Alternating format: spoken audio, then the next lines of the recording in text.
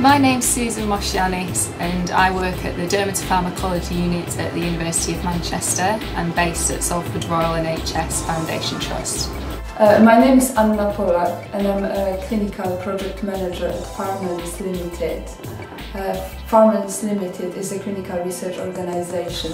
And my name's Kate, I work for Cube 3 and we represent Synergium Research, who are a drug company down in Southampton. This was a weight loss study, so we were looking for people wanting to lose a couple of pounds within a very specific area. We used the radio to try and advertise our research to a greater number of people. Synergium were looking for asthma sufferers whose symptoms got worse when they had a cold and they wanted them to take part in the trial in order to further their drug research. We had a recruitment campaign looking for older volunteers for our skin ageing studies, particularly people over the age of 70. So we advertised on Gold Radio.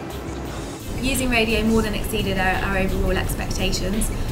From the campaign we managed to generate over 850 calls, which was a lot higher than we were expecting and a lot higher than any other medium that had been used in the past. So we are looking for 60 participants for this particular project, but actually we received 900 responses, so we had to hire additional people to handle the high volume of calls.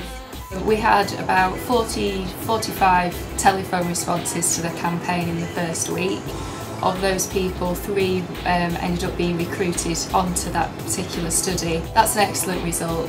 3 people being recruited onto a study might not sound like huge numbers, but for these particular trials, 3 is a very good result. We haven't used newspapers ourselves, but we were brought to support a project where newspapers were used and they were not successful at all. The response rate was very low.